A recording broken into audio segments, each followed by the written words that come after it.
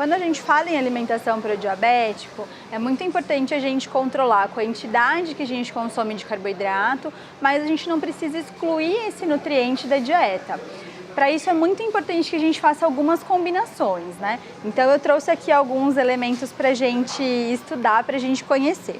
Quando eu falo de frutas que já têm menos carboidrato, então, por exemplo, o morango, o abacate, o kiwi, eu não tenho que me preocupar tanto com as combinações. Agora, quando eu penso em comer banana, por exemplo, eu posso combinar com o iogurte, com as castanhas, que são fontes de proteína e gordura e que não vão deixar o açúcar dessa banana ir muito rápido para a minha corrente sanguínea e aumentar a minha glicemia, que é o grande perigo para os diabéticos, né? Então eu não preciso excluir alguns alimentos. Claro que aí eu posso pensar, né, em que horário eu vou consumir, se eu consigo fazer essas combinações ou não, mas são combinações práticas, combinações que normalmente a gente gosta de fazer e que a gente consegue usar nos lanchinhos intermediários, no café da manhã e que são super saudáveis.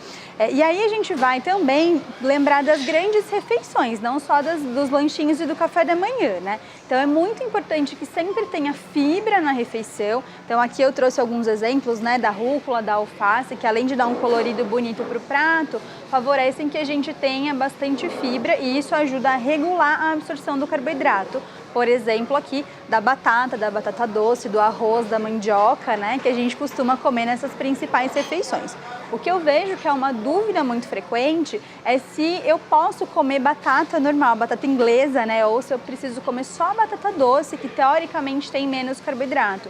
Isso é um mito. Eu posso acrescentar os dois tipos até para variar o meu cardápio, dependendo da combinação que eu faço. Então, por exemplo, eu trouxe aqui até a carne, que é uma boa fonte de proteína e dependendo do corte também de gordura, e que quando eu faço a combinação numa mesma refeição, eu tenho uma refeição que não tem um índice glicêmico tão alto, uma carga glicêmica muito aumentada.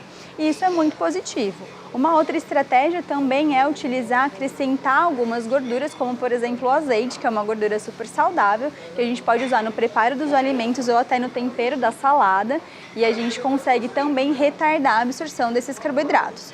Agora, uma outra sugestão que eu gosto muito de dar é fazer a combinação das frutas nas refeições. Então, às vezes fica muito interessante, por exemplo, fazer uma salada e acrescentar morango, acrescentar abacate. E aí eu estou acrescentando mais fibra, mais gordura de qualidade e eu deixo essa refeição mais rica em nutriente e mais equilibrada do ponto de vista do controle glicêmico. O arroz e feijão, que é tão tradicional do prato do brasileiro, né? Muitas vezes ele vem sendo visto como um vilão. Mas a gente precisa avaliar a quantidade a ser consumida e, de novo, fazer essa combinação. Tanto o arroz quanto o feijão, eles são boas fontes de carboidrato. O feijão ainda é muito rico em fibra, o arroz, se for integral, também tem bastante desse nutriente, o que é ótimo para controlar a glicemia. Quando eu combino com a salada, com um legume cozido, refogado e com uma proteína como a carne ou como os ovos, por exemplo, eu deixo essa refeição balanceada do ponto de vista de carga glicêmica. E eu posso ainda acrescentar uma fruta de sobremesa, por exemplo, de preferência essas de mais baixo carboidrato, e aí eu consigo equilibrar o todo da refeição. Eu não preciso excluir esses itens do meu prato, principalmente se eu gosto.